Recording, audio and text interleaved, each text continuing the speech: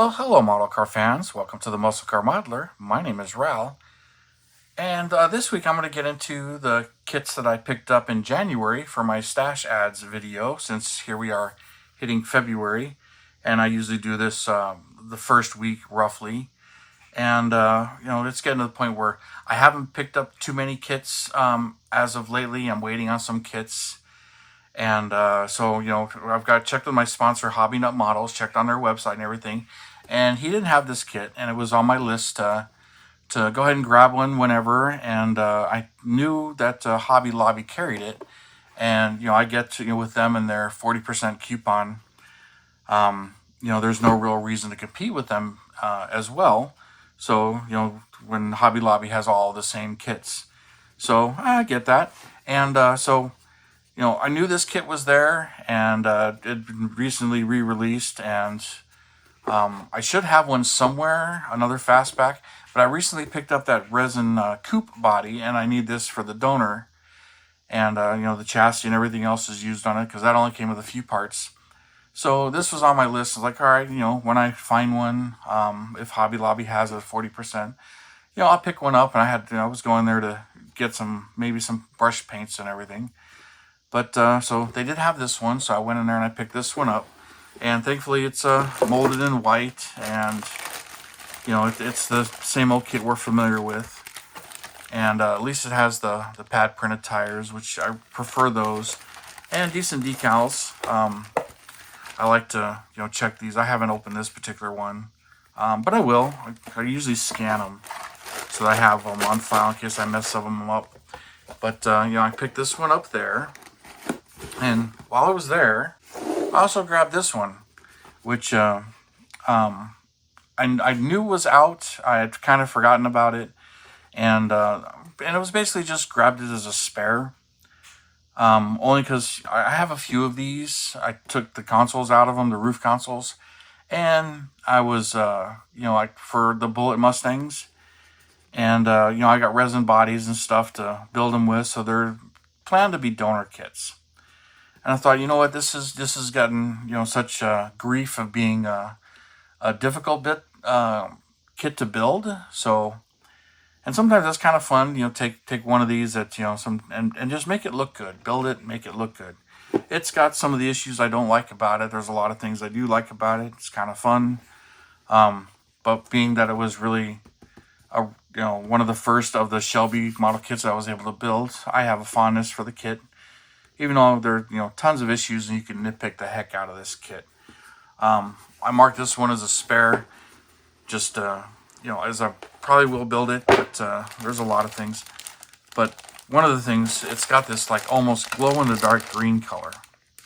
So it's like, all right. And of course, after buying this, I quit looking for the console in case I was going to rob it out of this one, and it turned up. But that's how that stuff goes. But, I've heard people say that this is a difficult one to prime and paint over. But as I found out with any of the kits, it seems like if you use good quality paints, paints that are designed for model kits, you rarely have a problem. Yeah, I know it's more money. I get some of you are on a budget. And I've been airbrushing so long that, I don't really get into the aerosol cans hardly ever. So I'm kind of stuck in my ways, and I built so many that way that I'm comfortable with what I build and how I build it. So that's, kind of goes along with this. But, this is the only other model kit I actually bought. Same thing, Hobby Nut Models doesn't have this one in their inventory.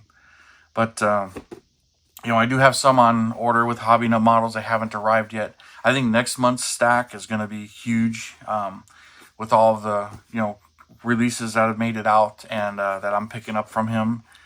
But those are the two kits I got. But, I did pick some other stuff. I had to get some supplies. So one of the things I did was I went shopping, and I knew these were out there. So these are from Texas 3D Customs. Some pretty cool stuff. I've purchased and used some of their stuff before. But this was on my list of things to get next time I order something from them. I went ahead and ordered this kit. And trying to get cheaper shipping and just kind of keep track of what I'm doing. But this is he calls it the Mopar Commando engine. And it's got some really nice stuff here, carbs, the water pump. But it's a Mopar big block. All right. Now it says Commando. It's got a lot of things that are right on it, and it's kind of fun to look it over and look at all this stuff. It's got the automatic 727 tranny, but yeah, it's a big block, and it's got some really nice stuff. But the main thing is it's the dual quad setup with these oval air cleaners, and it's pretty correct. I marked on here this is going to be for the 58 Fury. So I kind of want to make it with the optional big block, but the 58 Furies, they came with dual quad engines, whether it was a 318 poly or this was the first of the big block FE series where the Plymouth did not get the Hemi.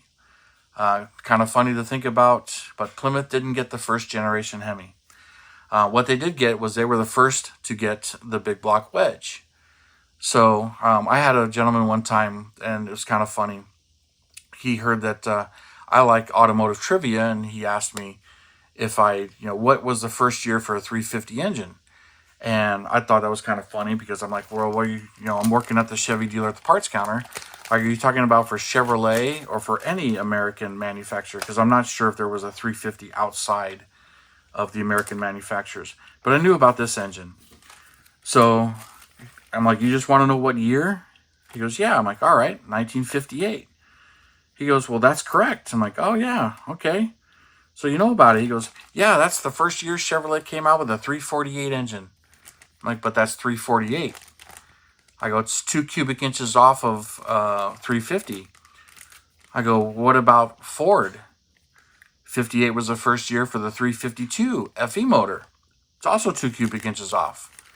He's like, oh, didn't know about that one. He goes, well, why did you say 58? I said, because of the Plymouth engine. I said, the FE motor that you're familiar with, or the RB engine. Now I'm getting my engines confused. The big block Mopar said came out in 58, and the first year its cubic inches were 350. The very next year it went to 361. I said it was only available in Plymouth. So, oh, I didn't know that. I said, yeah. I said that's the motor that grew into the 440s and 383s that we're very familiar with, but that was its first displacement. So that was kind of fun. One of my stories of just having fun with people and just conversation and talking with them. But he didn't know, and I didn't rub it in. It's just, a lot of stuff, there's trick answers, and I thought he was pulling a trick answer on me, and he had the right year, but not really the right reason. But these are the C4 automatic transmissions. I got a few of them. The bad part is I knew they were the C4s, and I bought 3 of them. And the funny part was, after I got them and looked at them and realized, I swear I bought one of these before. I swear I have one. And I did. I was planning on putting these in the 66 Shelbys to make them automatics, and I got some other parts to that. But that's why I got this, because the Revell kits are manual trannies. And one of them I want to do a supercharged car with the automatic tranny, so that's why I got this. So was this shopping here at Texas 3D. And put this away. And also from Iceman Collections, I picked this up. I'm just kind of fumbling through some different sites, and this is the AC unit, just an underdash AC unit. It's kind of marketed as kind of a generic. He offers them with round AC vents or square AC vents. The underdash AC that was in my wife's 71 Chevelle when we bought it, that didn't work. It was an old R12 unit. Had the square AC underdash ones, and that's why my dash was all cracked to crap. But this is like the Ford ones. So I plan on putting this in the 66 Shelby Mustang convertible, because those 4 cars had air, and they were the only 66 Shelbys to get air. So plan to do that with these. So I picked up a few of them, have some spares. They seem just a little big, but they're available through Iceman Collections, and you have your choice of the vents. So I picked up 4 of them. One of them I just tossed in the box. And last thing I did was I went paint shopping. This is one heck of a box here, and it's not all of them, but just pick some stuff up. These were sitting kind of in there, so I unwrapped them and just checked them all. But I love my Scale Finishes paint. I've been using this for a number of years now. Really happy with it. This is just super reducer, kind of helps thin it out if you need to thin it. Here in Arizona, it's so hot that sometimes I need to thin it extra to get it to spray, even though it's pre-thinned. But it can be so warm that I need to thin it. But I was running out of some primers, so I stocked up, and I had written down notes of some of the colors I wanted to get. So I'll just kind of pull them out and go through them. Just kind of, it's kind of fun. But the super reducer, he offers in a 4-pack, so that's what I did. Is I bought a 4-pack of those, and he does the same thing with the primers. So I got 4 super primers in gray, which are in here, and then also 4 in white. So there's a couple of whites. There's the rest of them. 2 more grays. So yeah, there's the 4 grays.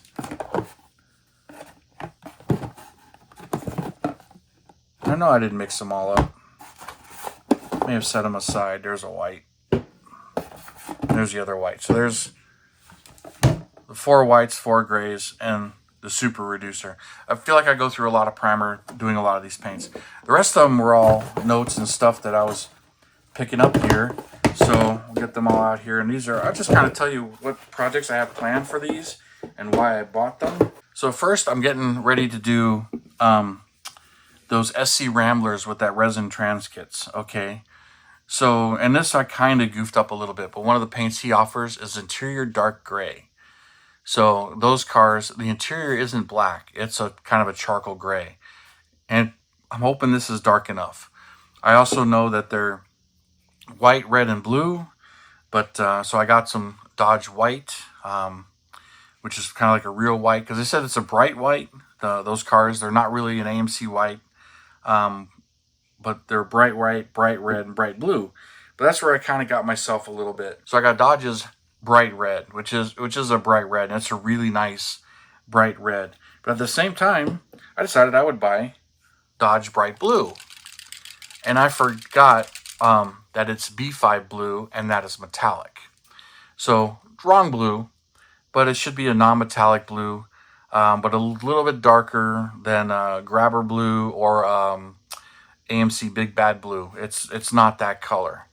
So, but Hearst painted them on us from what I understand, and what color they actually used, I'm not 100% sure, but I was trying to look into it. I picked up some more Ford corporate engine blue because I'm running low. So I picked that up as well. And same thing with the Chevy engine orange, the 57 through 76 orange. Older engines, 55 through 57, were red. So there's the Chevy engine orange. Pick that up. And then jumping in some more orange. Here's 69 Mustang Calypso Coral, which I did the Boss 302 in this color. But I had a mishap with that one. I'll show it at some time. But I basically just going to strip that body and repaint it. So I bought some more paint to do that. So didn't talk about that online. But and while I was grabbing Grabber colors, I grabbed Grabber Orange, which this is kind of a goof up. I checked my notes. I was supposed to order Grabber Yellow, not Grabber Orange. But another great Mustang color.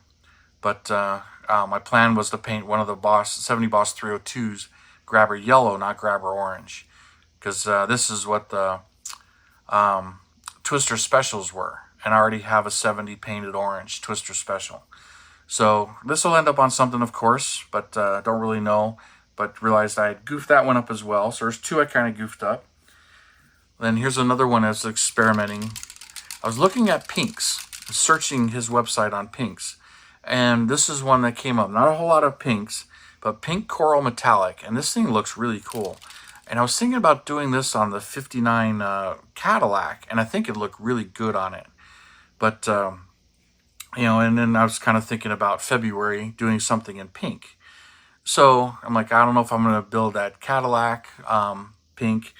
I also picked up this pearl pink, this glam pearl pink that, and I was thinking about the Matt and Debbie Hayes Pro Street Thunderbird to give it that pearl on it, because that thing really has a pearl paint in the pink, and it's very subtle. It also has a fade. which I didn't know about until Matt Conte's video or Lucas C's video about that. So once I saw that and he pointed out, I'm like, oh, okay. And then I saw the car at Good Guys as well, and I really took note of it and noticed it. So, but that's a pink pearl, and then also in pink, I knew I wanted to do, so I picked up Dodge Panther Pink. So I want to do an AAR CUDA and the 70 Challenger TA. I mentioned the Challenger TA because that's between the two, that's the quicker builds. It's a little bit more simpler kit, but usually this is enough paint for both cars. But the AAR CUDA, if I really do the underside, the chassis and the engine compartment and everything, that can eat up some of the paint. Then last two, Grabber Green. Like this color. This is going to go on a 70 Boss 429 Mustang. I got one in Grabber Blue. I've been wanting to do the other one in Grabber Green, especially since the Grabber Blue I did with the white interior, so I want to do the Grabber Green with black interior. So another one for the Boss 429. And last but not least is just Mustang Candy Apple Red, 66 Mustang. Great color on those cars, but this is going to go on my GT350 convertible repaint. That's the one I started to tear apart, and I'll get it primed in white and painted this red, and get that thing back together fairly quickly. So while I forgot to film the disassembly, this is the paint I picked up for that one. So lots of paints here, heavily stocked up. Not that I was running low on paints. It was mainly the primers and the super reducer that I was running out of. But and then the engine colors I was running out of. The interior color I really wanted. Then knowing that I was going to do those AMCs, I needed those three. This I knew was coming down the line, and this was another accident. So, and then I'm like, all right, well, let's, picked a few more here and there. So added up fast, but fun stuff. But lots of colors coming up, many different colors in the future here. So you guys, just wanted to share some of this stuff and kind of point some of this stuff out. Kind of fun. But thanks for tuning in, subscribing, and listening to me babble and run on about all this stuff. And I appreciate your comments, likes, subscriptions, and subscribes, and all that good stuff. You guys have a wonderful weekend, and I'll see you next time.